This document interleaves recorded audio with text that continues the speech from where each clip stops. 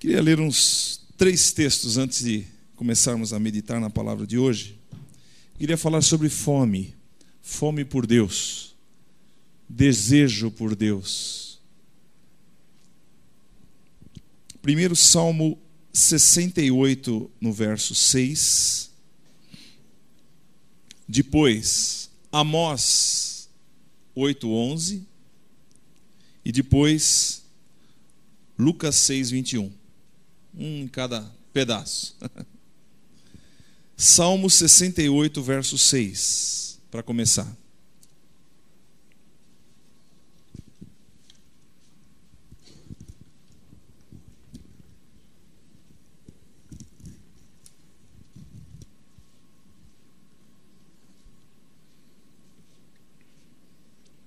Diz assim: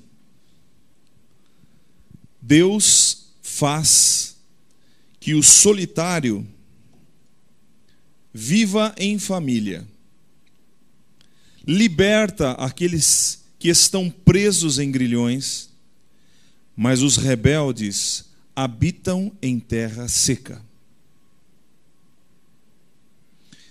Amós 8:11 diz assim: Eis que vem dias, diz o Senhor Deus, em que enviarei fome sobre a terra, não fome de pão, nem sede de água, mas de ouvir as palavras do Senhor.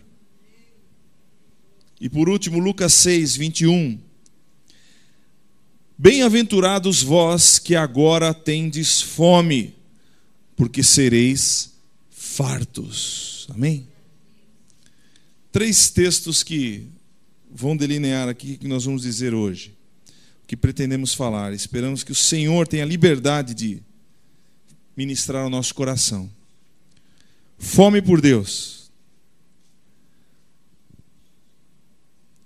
Queria só chamar a atenção que alguns detalhes desses textos. Primeiro, Deus faz que o solitário viva em família, que é o Salmo 68:6.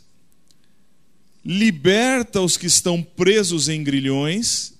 Outra tradução diz que aquele que está no cativeiro é liberto. Mas os rebeldes habitam em terra seca. Então, existe uma diferença entre o local onde existe a rebeldia, onde o coração é rebelde.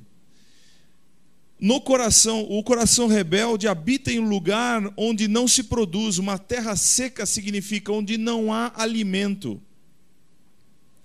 O outro texto de Amós 8:11 é que Deus diz que vai enviar uma fome sobre a terra. E essa fome não é de pão, não é sede de água, mas de ouvir as palavras do Senhor. Deus iria enviar uma fome. Deus iria enviar um desejo, um anseio no coração. E eu não estou falando da fome natural por Deus, porque não há nenhuma civilização nessa terra que não tenha tido um tino de busca de Deus, que não tenha tido uma busca por Deus na sua essência. Estamos lendo um livro aí sobre conceitos que demonstram a fé. Isso está evidente em vários lugares. Todas as civilizações que já existiram nesta terra trouxeram um conceito de Deus à sua maneira. Pode pesquisar. Isso está em todos os livros aí. Vai estudar a vida dos homens, a antropologia, vai estudar as civilizações. Sempre há um conceito de Deus que faz parte da essência daquela civilização. E isso desde as idades antigas que se conheça até o momento presente. A crença em Deus, podemos dizer, é universal. Não se encontrou uma civilização ateia. Pode pesquisar. Pense, por exemplo, existem várias pesquisas, né? Aliás, o Brasil foi feita uma pesquisa recentemente, alguns anos atrás, em que mais de 90% dos brasileiros criam em Deus. Nos Estados Unidos é assim também.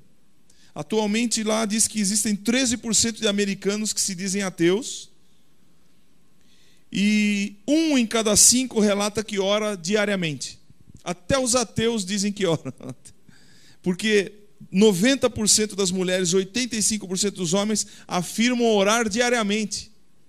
Não importa, então, da sua maneira, do seu conceito, não quer dizer que todos estejam certos na revelação de Deus, mas existe um anseio por Deus. Existe uma sede de Deus no coração da humanidade. O ser humano já nasce com essa fome, com essa sede. O Freud dizia o seguinte: crer em Deus por muito tempo leva à loucura. Porque para ele Deus não existia. E uma pessoa que fica crendo em algo que não existe vai ficar doido. Então até a teoria dele é: o camarada ficar crendo muito em Deus vai cair para a loucura em algum momento. Ele foi muito interessante em algumas coisas, mas nisso aí ele furou, junto com outras coisas, furou feio. Todas as pesquisas indicam que aquelas pessoas que creem em Deus, que oram, que buscam a Deus, que têm uma vida de fé, têm uma vida particular melhor, têm uma vida emocional equilibrada, têm uma vida de relacionamentos abençoada, até a vida sexual é abençoada, tá na pesquisa. Então o Freud errou, junto com uma série de outras erradas que ele deu. Mas toda fome, queridos, tem uma realidade que corresponde. Toda fome é por alguma coisa que existe. Toda fome é por uma coisa que possa ser obtida. Então, existe uma fome espiritual mais profunda, que é conhecer, ter comunhão com Deus. E nós não temos fome por algo que não existe. Você não fica lá desejoso, deixa eu ver aqui, eu estou com uma fome, com um desejo tão grande de ouvir uma música marciana. O que é uma música marciana? Não existe. Mas você não tem desejos por isso.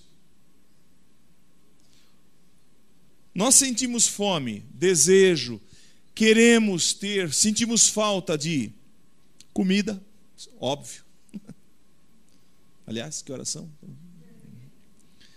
Conhecimento. Nós temos fome de conhecimento, conhecer as coisas, entender. A curiosidade humana é insaciável, é por isso que nós conhecemos tantas coisas, temos uma tecnologia, porque nós damos atenção à curiosidade, queremos conhecer.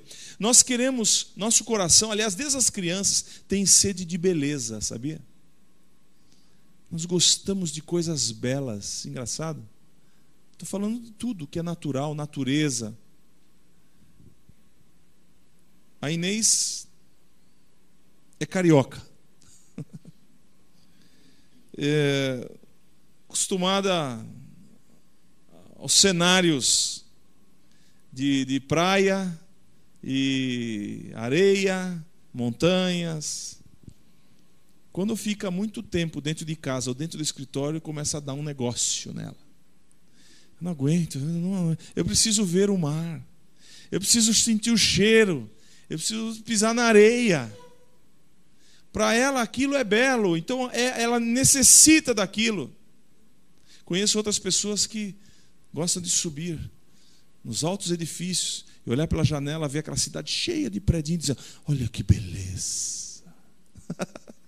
Tudo bem, não deixa de ter uma sua beleza, né? A beleza da construção, a beleza da edificação humana.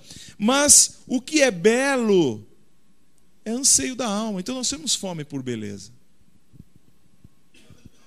Temos fome de amor. Mas essas coisas existem. Se nós temos desejo, é porque elas existem. Agora, nós não temos o apetite despertado por coisas que não estão ao nosso alcance, que não existem. Então, de repente, no meio desse desejo, existe um desejo por Deus. Um desejo por algo que transcende, que ultrapassa a nossa vida. E isso está presente nas civilizações. Essa é uma das comprovações da existência de Deus. Uma hora a gente pode falar mais sobre isso. Mas uma coisa está escrita em Eclesiastes 3:11. Eclesiastes 3:11 diz que Deus colocou a eternidade no coração do homem. Então é natural, os homens fazem planos como se fossem eternos, você já percebeu? A gente faz planos não pensando que vai morrer daqui a alguns anos. O que será de você daqui 60 anos? Com certeza, deixa eu ver.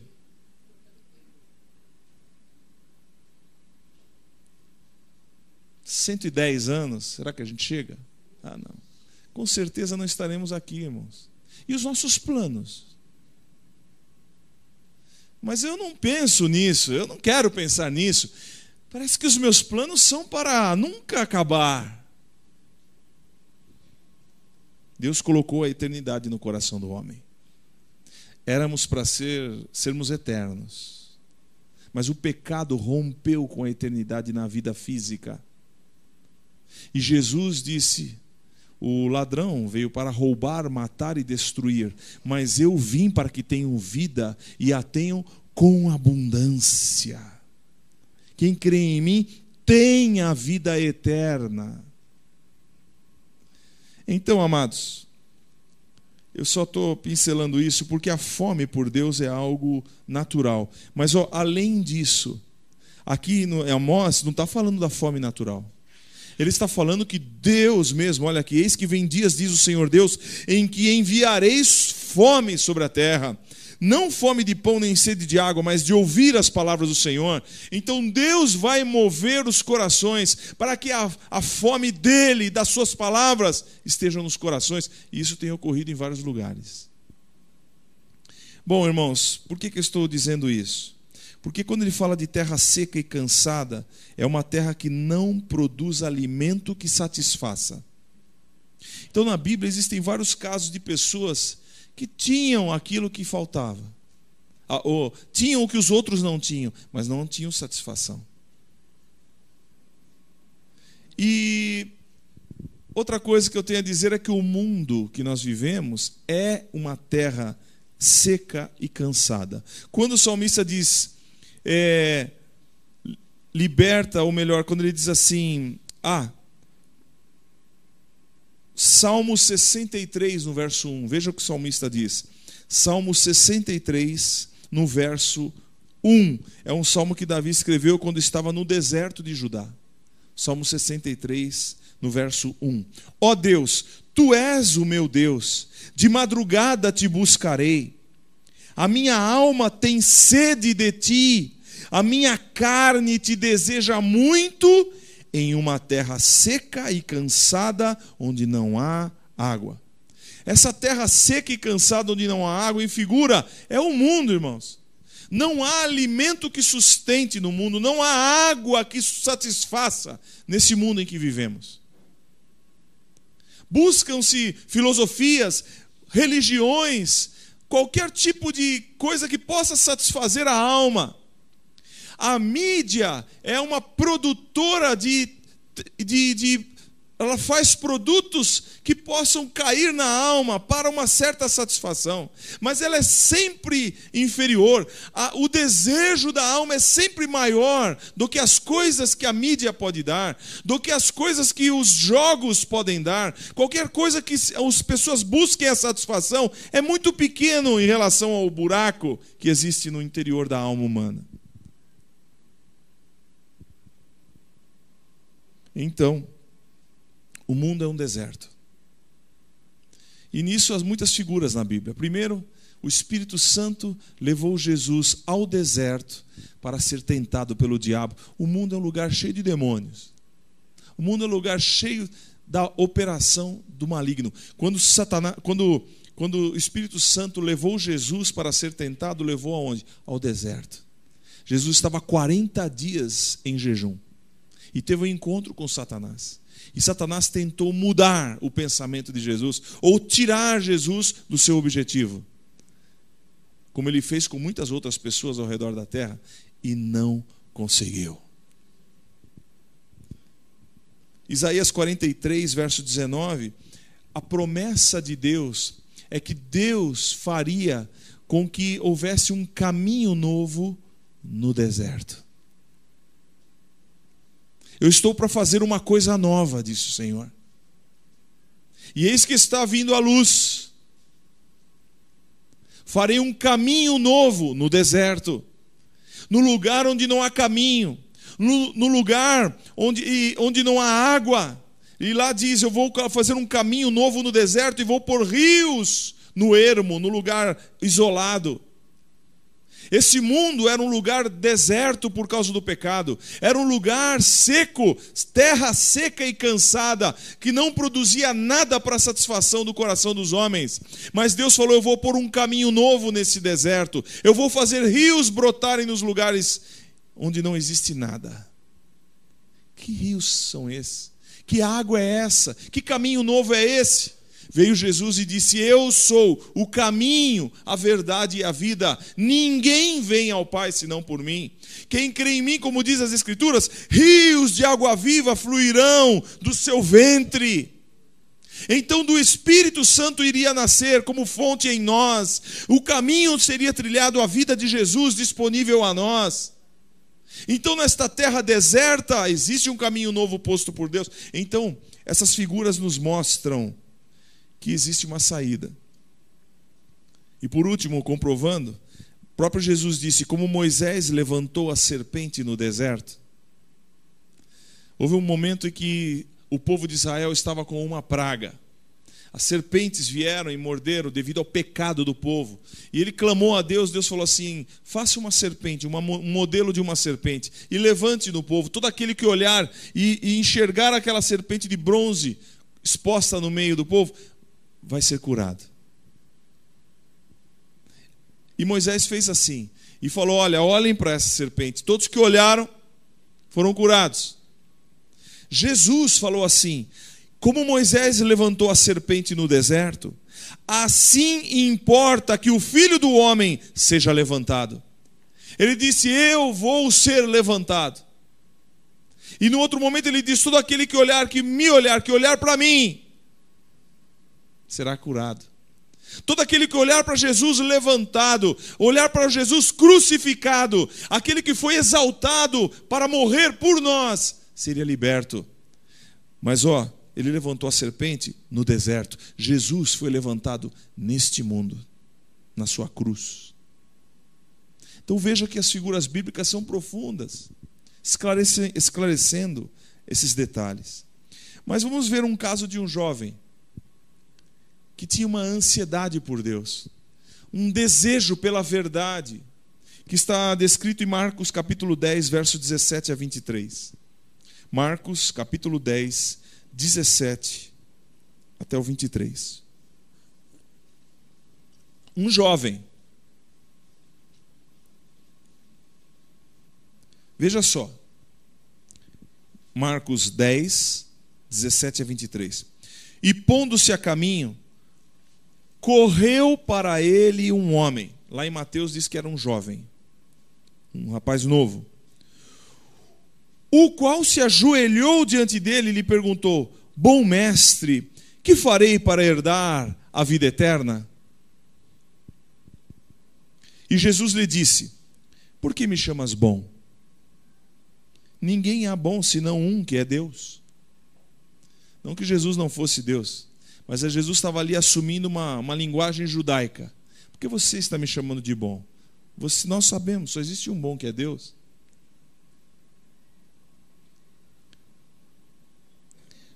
Aí Jesus respondeu para ele, veja só, aquele rapaz se ajoelhou perante Jesus, Senhor, o que eu faço para herdar a vida eterna? Eu quero a vida eterna, eu quero conhecer algo que vai além da minha vida. Eu tenho ansiedade por isso que é a promessa de Deus para mim. Como que eu faço para obter isso, Senhor? Ele queria um esclarecimento. E Jesus respondeu, olha, tu sabes os mandamentos?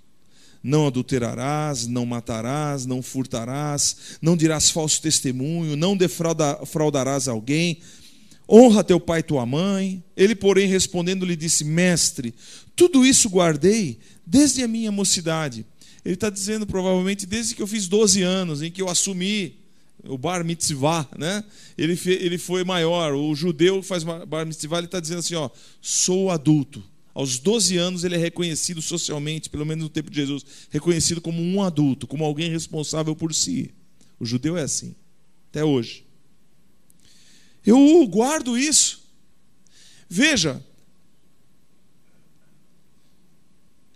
esse moço era um moço religioso. Era um moço cumpridor dos mandamentos de Deus. Jesus falou, você conhece os mandamentos? Você quer dar a vida eterna? Conhece os mandamentos? Não adultere, não mate, não furte, não fale falso testemunho, não defraude ninguém, honra teu pai e tua mãe. Eu, Senhor, tudo isso guardei desde a minha mocidade. Quer dizer, estou praticando isso. Eu fujo do adultério, eu não defraudo ninguém, eu honro meu pai e minha mãe, Senhor, eu estou fazendo isso. E Jesus, olhando para ele, o amou. Então esse rapaz era um rapaz religioso. Ele tinha religião. Ele tinha prática religiosa. E mesmo assim, era um insatisfeito. A religião não satisfaz. A religião é uma busca humana por Deus. Essa busca humana nasce do que de uma terra sedenta. É incapaz de satisfazer. Porque se satisfizesse, ele praticando do jeito que praticava, ele deveria dizer, poxa, então estou satisfeito, para que eu vou? Já tenho a vida eterna. Não, a religião não satisfaz, queridos. Mas ele continuou. Jesus, olhando para ele, o amou, ele disse, falta-te uma coisa. Conhecendo o rapaz, falta-te uma coisa, vai, vende tudo quanto tens e dá-o aos pobres, e terás um tesouro no céu. E vem, toma a tua cruz e segue-me. Vem ser meu discípulo. Mas ele, pesaroso desta palavra, retirou-se triste, porque possuía muitas propriedades. Era um rapaz rico, era um jovem rico, muito rico. Rico, mas insatisfeito. Rico, mas queria a vida eterna. Rico, mas não tinha satisfação. Religioso, mas não tinha satisfação.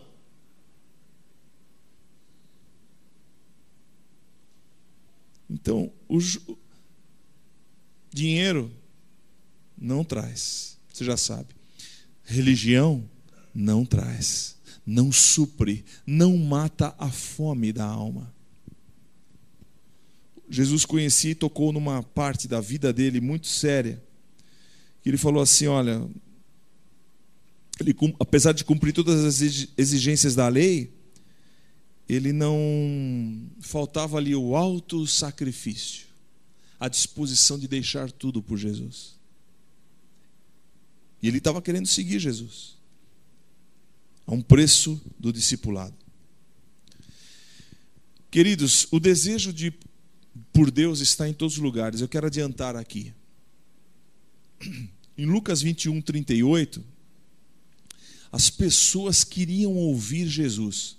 E está escrito lá que todo o povo ia ter com ele ao templo de manhã cedo. Em outras traduções diz de madrugada. O pessoal madrugava e ia cedinho para o templo para ouvir Jesus. Em João 4, quando ele estava em Samaria, ele atendeu aquelas pessoas ali, conversou com a mulher samaritana, e depois o povo ali daquela região falou assim, fica com a gente mais um pouco, nós queremos te ouvir mais. E Jesus ficou entre os samaritanos mais 2 dias. Os judeus passavam longe de Samaria. Jesus era judeu, mas Jesus ficou com os samaritanos. Então existe fome por Deus, fome de ouvir Jesus. Com Paulo aconteceu a mesma coisa. Lá em Bereia, os bereanos dizem em Atos 17:11 que foram mais nobres do que os de Tessalônica, porque de bom grado receberam a palavra. Outra tradução traz, com ansiedade, com muito desejo receberam a palavra, e eles examinando a cada dia nas escrituras se essas coisas eram assim. Então eles pesquisaram, eles queriam saber se aquilo que era dito era real. Estavam recebendo a palavra, havia fome por Deus. E aqui eu vou fazer um parênteses aqui. Queria explicar para vocês uma coisa que está acontecendo hoje e influenciando muito a igreja. No século XX, o pensamento que mais dominou, ou o pensamento que dominou o século XX, foi chamado de modernismo. Influenciou todas as áreas humanas. Mas o modernismo é um movimento humano, certo? Como antes vieram outros movimentos, mas no século XX foi marcado modernismo. O que era o modernismo? O modernismo dizia o seguinte: sempre, toda obra, todo pensamento humano nascido no coração do homem é oposto ao pensamento de Deus. Veja só, eu vou explicar. O modernismo dizia o seguinte, a filosofia modernista: somente a ciência pode explicar a realidade. Não estou falando nada inventando, não. Vá pesquisar, você vai ver. Só a ciência pode explicar a realidade. Então, começou um movimento de a ciência é a nossa... responde todas as nossas necessidades. A ciência vai responder à necessidade humana na alma, à necessidade física, a tecnologia, o conhecimento. Então, o modernismo era a ideia de que não existe a realidade, só pode ser explicada pela ciência, pelo conhecimento. Então, tudo que é sobrenatural não pode ser real. Então, vamos abandonar tudo que é sobrenatural. Então, você encontra isso, por exemplo, muito forte na medicina, né? Não se dá espaço para o pensamento sobrenatural. Se é sobrenatural, tem que ser medicina alternativa. Isso não cabe. Em várias áreas, esse pensamento de que precisamos rejeitar o que é sobrenatural. Quando esse movimento começou a crescer no século XX, preste atenção. O pessoal da igreja, os teólogos, começaram a dizer o seguinte: nós temos que nos adaptar a esse pensamento. Se a gente não trouxer o conteúdo da palavra e adaptar ao pensamento da ciência, a igreja vai acabar, a igreja vai deixar de influenciar. Então os teólogos começaram a trazer ciência, explicações científicas para muitas coisas que eram o sobrenatural das Escrituras. Então o movimento teológico começou a ser também naturalista. Uma linha teológica começou a ser criada, começou a ser discutida. Na verdade, Jesus não foi tudo isso. Foi depois, sabe? Depois lá dos anos 100, 200 anos depois que Jesus viveu, os discípulos começaram a fazer dele um herói. Então começaram a dizer que ele curava, como ele nunca curou. Jesus era um conhecedor de medicina da época. Ele conhecia, quando ele fez lá o lodo no chão, ele sabia que aquela argila daquele lugar tinha algum componente que podia tirar alguma doença dos olhos. E curou aquele cego. E as pessoas pensavam, estão entendendo? Estão usando ciência para tirar o sobrenatural. E detonaram com as Escrituras. E a igreja começou a se posicionar. Todas as igrejas que se posicionaram com teologia naturalista, a teologia liberal, isto é, que rejeita o sobrenatural das Escrituras, afundaram. Na Europa, as maiores igrejas que eram poderosas, os templos grandiosos que ajuntavam as pessoas, assumiram essa teologia. Não existem mais, sabe o que é hoje? Boates. Lugar de baladas são os templos antigos na Europa, que adotaram esse tipo de coisa. Morreu antes de virar o século. Sabe quem permaneceu ao contrário da ideologia da época? Aqueles que se mantiveram fiéis à verdade da palavra. Eles permaneceram. Só que toda onda humana passa.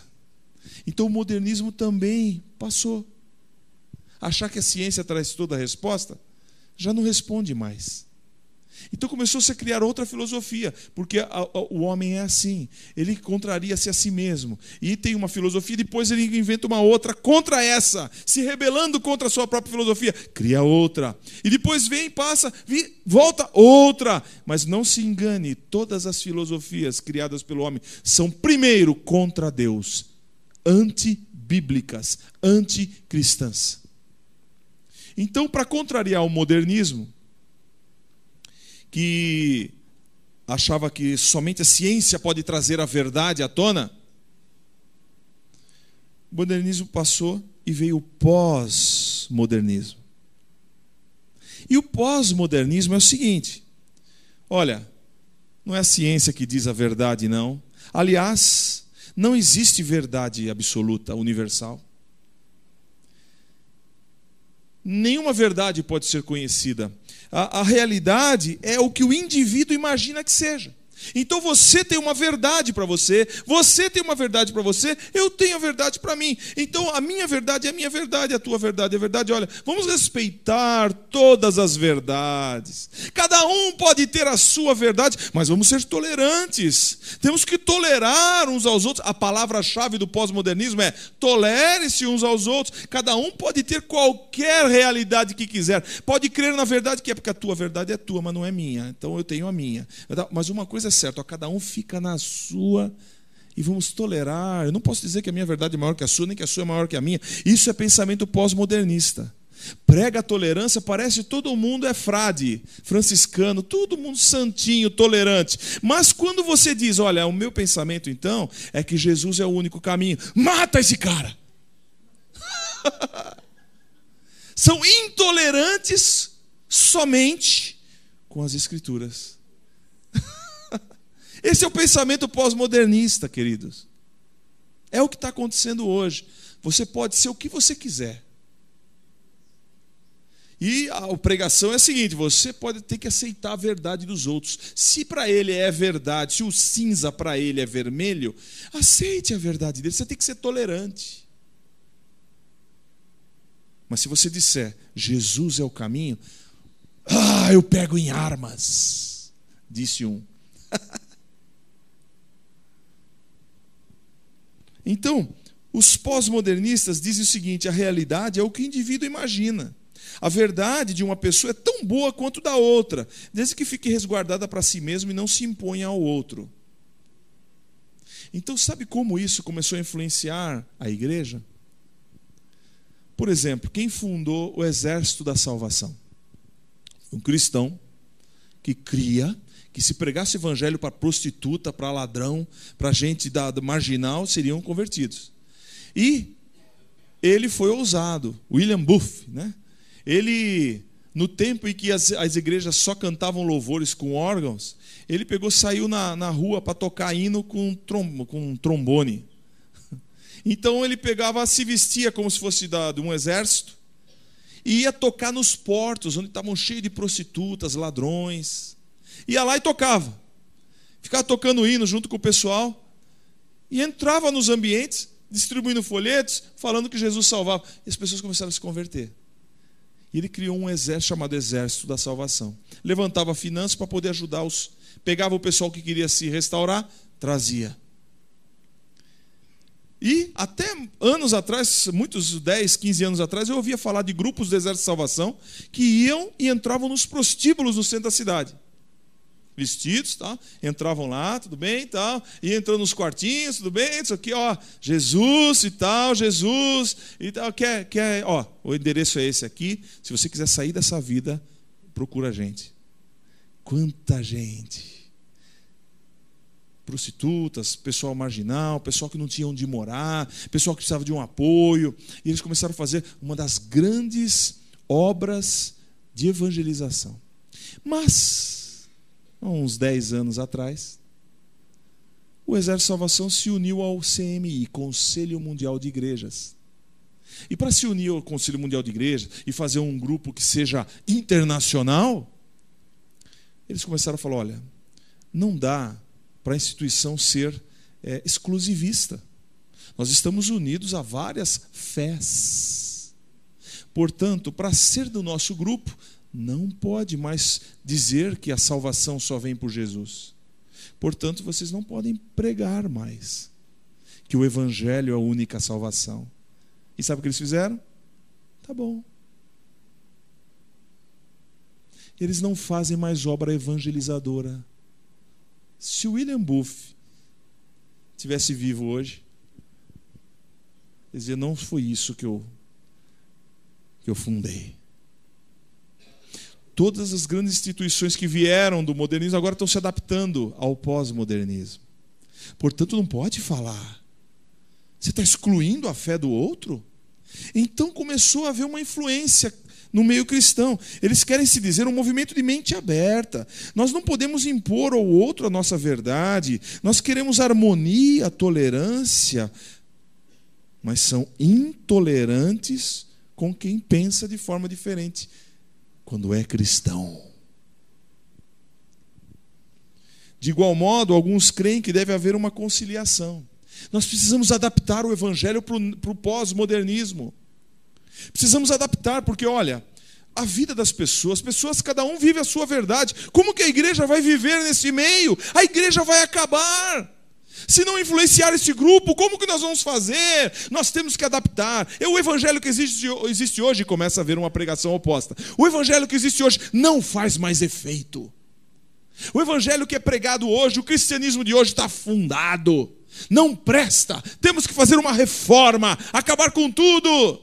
Mesmo o papo dos cristãos que abraçaram o modernismo no século XX.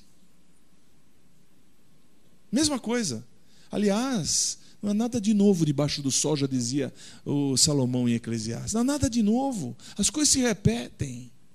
Satanás é o mesmo, ele não tem muita criatividade, não. Ele só pode usar as mesmas armas.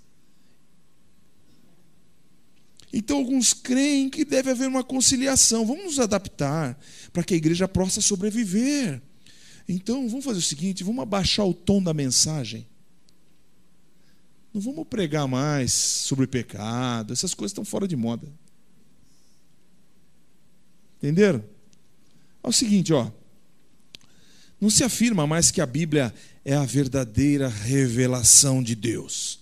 Não vai falar, fala baixo, só no grupinho de vocês, tá bom?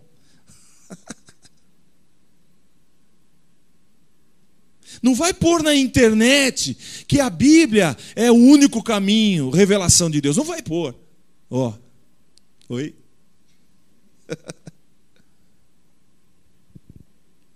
Não vai publicar que as religiões são produções humanas e que não consegue levar a Deus. Não vai ficar falando isso, porque você vai estar ofendendo as pessoas de outra religião. Tem que ser tolerante, está entendendo o pensamento? Então vamos fazer o seguinte, não vamos dizer que Jesus é exclusivista, que salvação só por meio de Cristo. Não, a gente tem que rever esse pensamento, sabe? E grandes pregadores famosos, ou que hoje foram famosos, são conhecidos das igrejas, começaram a andar por esse caminho. E já começaram a tocar no assunto. Aí um repórter foi lá, e cristão, e falou, quer dizer que o senhor está dizendo que existe salvação em outro que não seja Jesus? Não, eu não estou dizendo isso, mas existem muitas salvações que são forças da potencial humano, e deu uma enrolada, e não falou. Por trás, aguardem, pessoas famosas vão começar a dizer, olha, a salvação não vem somente por Jesus. Sabe por quê? Porque o pensamento pós-moderno já influenciou esse pessoal. Você não pode dizer só um caminho. Jesus disse, eu sou o caminho, a verdade e a vida, e ninguém vem ao Pai senão por mim. Então Jesus ou era um mentiroso, não adianta você escapar. Se você ouviu essa frase que eu disse, você vai ter que concluir, ou Jesus era um mentiroso, ou Jesus era um louco, varrido, ou Jesus era quem dizia ser.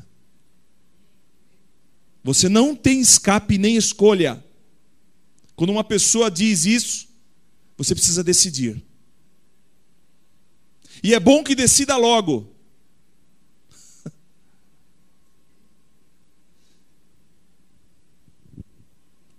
Porque vão dizer que Jesus não é o único caminho. Estão contrariando o que ele disse. E nós vamos ter que decidir. Então, questiona-se, será que ele é o único caminho para a salvação? Tendo Jesus dito isso. João 3,36. Vamos ver só o que diz a Bíblia? Só para refrescar um pouco a memória. João 3,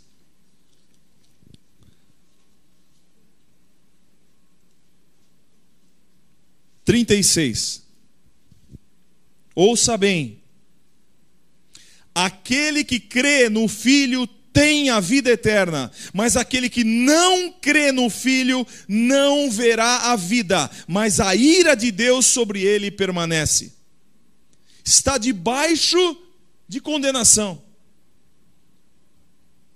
Aquele que crê no Filho tem a vida, aquele que não crê no Filho não tem a vida. Se isso está errado, pode jogar fora a Bíblia, vai embora para casa, vai em paz. Se está certo, temos que tomar uma decisão. Não dá para viver no papo pós-modernista. Olha, vai devagar. Eu não estou falando de intolerância, hein?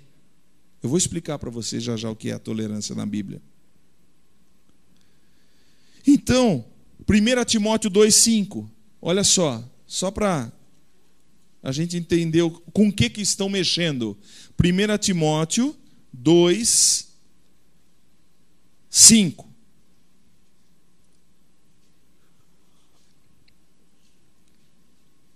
Porque há um só Deus e um só mediador entre Deus e os homens, Jesus Cristo, homem.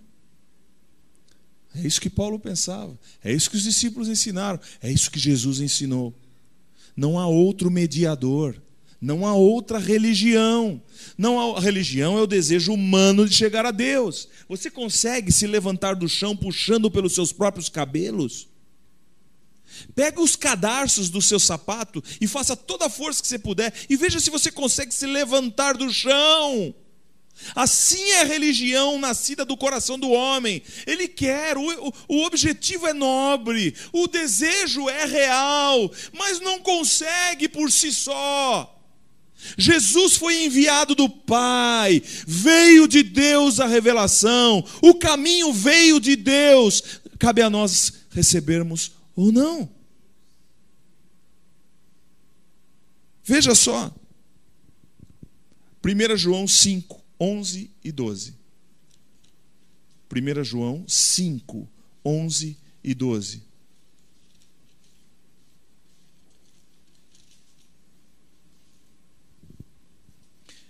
E o testemunho é este, que Deus nos deu a vida eterna, e esta vida está em seu Filho. Quem tem o Filho tem a vida. Quem não tem o Filho de Deus não tem a vida. Volto a falar, está difícil para você engolir isso? É difícil receber essa verdade, essa palavra que para mim é verdade? Mas é difícil para você abraçar isso? Então você tem 3 opções. Ou Jesus era mentiroso e você vai ter que assumir isso. Se você quiser pesquisar, você pode pesquisar. Temos testemunho da vida de Jesus para verificar se ele é mentiroso ou não. Ou Jesus era um louco varrido, doido, como o pessoal do South Park fez um desenho agora dizendo que Jesus fumava maconha. Para fazer melhor o serviço. Estão brincando com fogo. Bom, você pode dizer que eles estão dizendo isso, tá? No fundo estão dizendo que Jesus é louco, maluco. Ou ele era o Filho de Deus. Agora eu vou dizer uma coisa, você pode comprovar essas 3 coisas. Pesquise, vá atrás, busque, veja se ele era mentiroso, vê se um mentiroso age como Jesus agiu. Outro irmão vai atrás e começa a pesquisar, vê se um louco age como Jesus agiu. Ou você vai atrás e vê se Jesus era um Deus, como ele afirmava ser. Certo? Bom, cristãos hoje são intolerantes contra o cristianismo evangélico por esta influência. Então você vai encontrar gente no meio da igreja dizendo: você não pode ser intolerante contra o pecado. Você tem que... Só porque a pessoa é adúltera, você vai falar contra o adultério. Fala baixo. Olha, não, Tudo bem que a pessoa está lá roubando dinheiro aos montes, mas não fica bem você subir no púlpito e ficar falando contra estas coisas, sabe? Eles podem ficar um pouco arrepiados e sair da igreja. Não tem alguma coisa errada?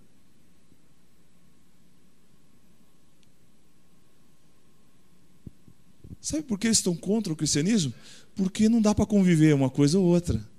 Uma coisa se mantém, a outra não. Não dá para ter um pensamento pós-modernista e ser cristão. Não dá. Então vai ter que mudar a teologia. Vamos fazer uma teologia agora para justificar, para ser mais próximo do pós-modernismo? Vamos? Então nós temos que ser tolerantes. A tolerância pós-moderna é não considerar a opinião de ninguém como errada. Você acha que é certo? Então fique, ache, continue. Fica certo. Está fazendo uma coisa errada, você acha que é certo? Não tem problema. A tolerância é com opinião. A tolerância é com ideia. E a Bíblia ensina uma outra coisa. Tolerância, desse jeito, nunca foi tida como virtude na Bíblia. Aliás, em lugar nenhum. Onde as coisas são erradas, elas sempre são contrariadas no âmbito das ideias. A tolerância que a Bíblia diz, ela fala de amor. E o amor é muito superior a essa tolerância hipócrita do pós-modernismo. O amor de Cristo ensina: você deve amar o seu inimigo, bendizer quem maldiz você, orar por quem persegue. Isso é amor genuíno. Você faz isso? Quando você fizer isso, aí você vai começar a pensar em tolerância. Porque na Bíblia, a tolerância, paciência, longanimidade, mansidão, que é o mais próximo que pode chegar dessa palavra, tem a ver com pessoas. Mas o pós-modernismo quer aplicar as ideias. Isso é pobre. Então você vive em pecado e acha que o pecado é bom para você. E se alguém chegar para você e disser: você está errado, você vai ficar arrepiado se você é pós-modernista. Como? Você está contrariando a minha verdade? Quem sabe você está errado mesmo? E se vier com a palavra de Deus e a palavra de Deus disser: não é por aí, é por aqui, alegre-se, porque existe um Deus que quer corrigir o teu caminho. Você não é um filho bastardo, como dizem Hebreus. Você é filho de Deus. E não há filho a quem o pai não corrija. Você tem pai, você tem orientação de Deus na sua vida. Você tem alguém que pode dizer: você está errado, ande pelo caminho certo. A palavra de Deus em Isaías diz: haverá uma voz por trás de você dizendo: anda pelo caminho correto, não se desvie nem para a direita, nem para a esquerda. Porque você tem alguém que orienta, você tem guia, você tem pastor, você tem Jesus para guiar a tua vida e o teu caminho. Mas quem é rebelde vive na terra seca. É o que está escrito lá no salmista. Vive na terra seca. Nada satisfaz. E pode juntar o dinheiro que for, não vai satisfazer. Pode ser o religioso que for, fazer tudo o que as religiões pedirem. Pode ter todas as religiões que você conseguir. Não satisfará. Virá correndo aos pés de Jesus, se ajoelhar e dizer: Senhor, que farei para ter a vida eterna? E todos os textos que nós lemos é Jesus. Vem, segue-me. Mas ele amava muito o que tinha. E Jesus falou: aonde estiver o seu tesouro, aí estará o seu coração. Jesus conhecia o jovem por causa disso. Ele não estava dizendo que é pecado ser rico. Ele estava dizendo o seguinte: aonde estiver o seu tesouro, ali vai estar o teu coração. Onde está o seu tesouro? Então a tolerância não é virtude bíblica, não, a não ser quando se refere à paciência, longanimidade e mansidão, como está em Efésios 4:2. Mas por detrás da proclamação da tolerância está o encorajamento da prática que era tida como imoral. Acabou de acabar a novela aí da Avenida Brasil, tá? Assisti algumas. preciso ver, preciso estar inteirado, né? Afinal, uma trama poderosa, envolvente, atraente, toda a trama, toda a história boa, atraente, não é? Quem matou, não sei quem, ou sei lá, a mulher ruim e tal, lixão, uma história envolvente. Mas tinha lá no final um camarada com 3 mulheres. Ainda casou. Cerimônia de casamento. E sabe o que é incrível? Todos ao redor daquela estavam lá na festa aplaudindo, dizendo assim: é normal. Uma mulher casou com 2 gays. Ficou com 2 gays. É a família deles agora. E todo mundo ao redor diz: a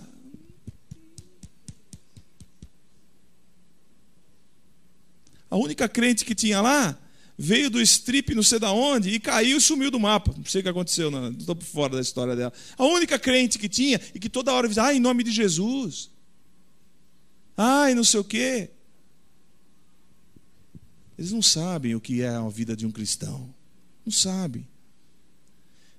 Então, uma série de coisas aconteceram nessa história, junto com uma trama envolvente, mas existe ali um monte de mensagem para dizer assim: olha, a verdade dele é essa. Ele quis 3 mulheres. A verdade das mulheres também. Elas querem viver com... Olha, irmãos, homem com 3 mulheres, coisa mais comum que tem, tá? Eu fui para o Piauí em 88, viver lá, e um camarada lá, graduado da prefeitura, tinha acho que mais de 3. E ele construiu casa para cada uma, tá? Na cidade. E ele era graduado lá na prefeitura, então ele passava uma noite lá, ele ia lá, cada vez que vinha ele passando lá, falava: lá o fulano. E não tinha um só, não, tinham vários. Mas sabe o que acontecia na cidade? Havia um monte de gente que tinha um brio, uma certa coisa dizendo assim: isso não está certo. E sabe o que tinha no rosto das mulheres dele? Abatimento, tristeza profunda. E tinha anseio por Deus. E queria sair daquela situação, mas não podia, não conseguia, por uma série de situações, circunstâncias financeiras, circunstâncias familiares. Uma coisa, ela queria Deus, ela queria ouvir a palavra, ela ia em todos os cultos. Não sei o que aconteceu, que Deus a tenha, oramos muito por ela. Mas não satisfaz. Ninguém pecando vai tornar o pecado bom. Ninguém. Jesus veio para nos libertar dos pecados, nos libertar da escravidão, tirar o cativeiro, trazer liberdade aos cativos. Então, o pós-modernismo diz o seguinte, aquilo que é imoral, vamos investir. Estou terminando isso. Infidelidade, divórcio é uma coisa comum. Mostra na novela, fulano traiu ciclano, a mulher deu uma louca lá, tal, não sei o que, não sei o que. Irmãos, eu nunca vou esquecer, uma mulher estava em São Bernardo e alguém ligou e falou assim: pastor, precisava visitar uma mulher que está quase morrendo. O que aconteceu? Faz uns 2 ou 3 dias que o marido a deixou. O marido era um alto funcionário, executivo de uma empresa, e ela nunca soube, vivia com os filhos em casa, mas ele tinha uma amante. E ela nunca soube disso. E achava que estava tudo bem. 2 dias atrás o marido chegou e falou assim: estou indo embora. Pegou a mala e falou: olha, estou indo embora, tenho uma amante e vou abandonar você. Virou as coisas e foi embora. E eu falei: bom, vamos visitar, que era uma irmã e tudo mais. Juntei os irmãos da igreja, fomos um grupo lá para orar com ela. Irmãos, parecia um cadáver aquela mulher. Em 2 dias. Aquela mulher estava com os olhos encovados, escuros.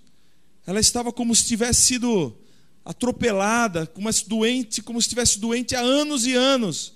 Aquilo me impressionou. Eu vi, chorei com ela, porque a dor que ela estava sentindo não é publicado nos livros, não é declarado nas novelas, não é demonstrada para as pessoas no nível que deve ser. Agora vai querer dizer que é normal? Então, uma impureza é normal? A vida sexual não tem nada a ver com Deus? Que negócio é esse? A Bíblia diz que é. Quer ter uma vida aproximada de Deus?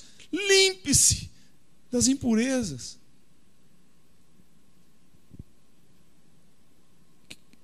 Aborto. O movimento é forte, vem de fora.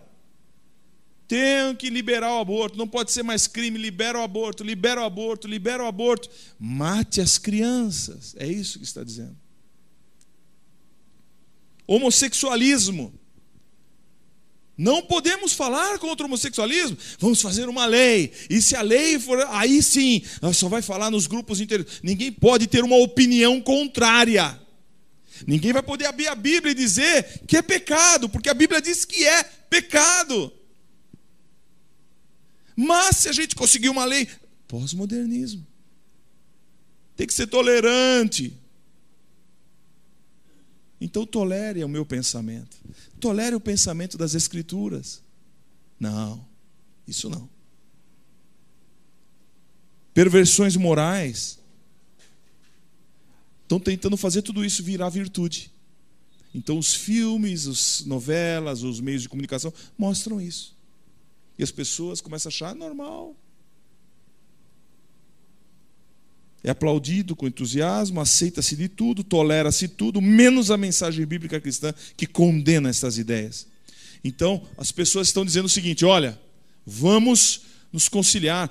Existe uma teologia nova surgindo, que a gente não precisa mais ficar enfatizando o pecado, essas coisas. Vamos amenizar, vamos fazer os nossos cultos bem cheios de sensibilidade, sabe? A gente muda as cores do culto, faz as cores ficarem bem bonitas, põe bastante imagem durante o cântico do louvor, porque aí o culto é sensitivo, as pessoas se sentem mais próximas de Deus e são elevadas. E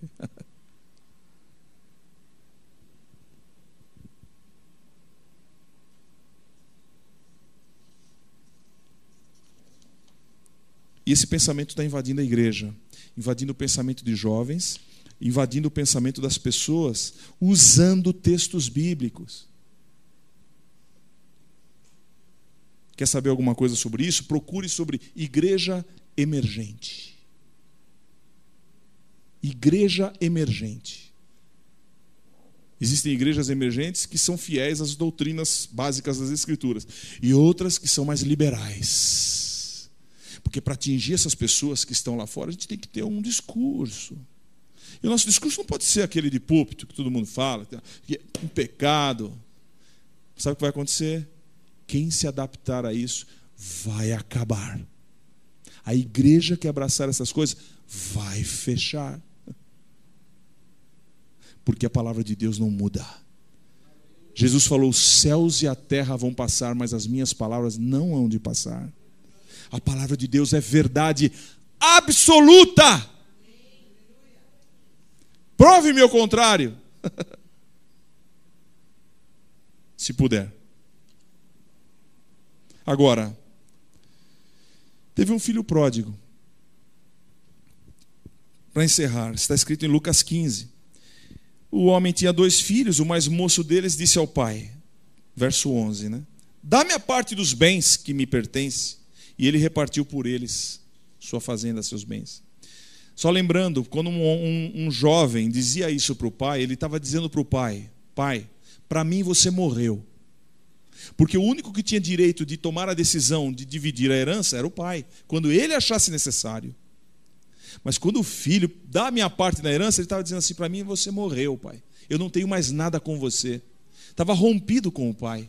E ele pediu a parte da herança, foi embora. Poucos dias depois, o filho mais novo, juntando tudo, partiu para uma terra longínqua e ali desperdiçou seus bens, vivendo dissolutamente. E havendo ele gastado tudo, houve naquela terra uma grande fome.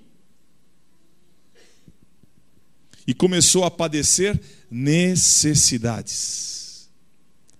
Veio a fome e ele tinha gastado tudo. E chegou-se a um dos cidadãos daquela terra pedindo ajuda, né? o qual mandou para os seus campos a apacentar porcos. O judeu era proibido de fazer isso. Mas aquele jovem tinha saído. Foi apacentar porcos, fazer a coisa mais degradante para um judeu. E ele olhava aqueles porcos, cuidando dos porcos como se fossem ovelhas, e desejava encher o seu estômago com bolotas que os porcos comiam, e ninguém lhe dava nada. As pessoas que vivem neste mundo, ou mesmo os cristãos que vivem longe da palavra, estão apacentando porcos, estão querendo comer bolotas dos porcos, e nunca vão se satisfazer. Nunca vão se satisfazer. E ninguém lhe dava nada. E tornando em si, outro texto diz, e caindo em si, disse: quantos jornaleiros de meu pai têm abundância de pão, e eu aqui pereço, morro de fome. Que consciência! Os empregados do meu pai se alimentam, e eu estou passando fome, que sou filho. Não, eu vou voltar para a casa do meu pai. Eu vou dizer para ele: pai, pequei contra o céu, contra ti, não sou digno de ser chamado teu filho. Trata-me como um dos teus empregados. Me dá um emprego, pelo menos como seu empregado. Eu não quero mais ser o seu filho. Eu desonrei demais. Me trata como um. E ele foi embora com essa disposição. E ao chegar ao longe, o pai o avistou. E contra todo o costume, um pai, uma pessoa mais velha, não poderia correr. Mas o pai, sabendo que ele seria maltratado entrando na aldeia, ao entrar as pessoas diriam: você voltando? Safado, vai embora daqui, você que xingou seu pai, você que rompeu com seu pai. O pai o correu e foi adiante, foi recebê-lo, o abraçou, e ele começou a dizer: pai, eu não sou digno, eu pequei contra o céu, contra ti, não sou digno de ser chamado teu filho. E o pai não quis saber. Corre, coloque sandália nos pés, anel nos dedos, traga a minha melhor roupa. O meu filho estava perdido, foi achado, estava morto e reviveu, e o aceitou como filho, não deixou nem ele pedir emprego. Assim você é tratado por Deus. Assim Deus é tolerante com você. Se você está me ouvindo aí pela internet, saiba que Deus é o maior tolerante dos seus pecados. Mas não custou nada não, Ele não está relevando não, custou a vida do filho dele. Não pense que você pode ser mais tolerante que Deus.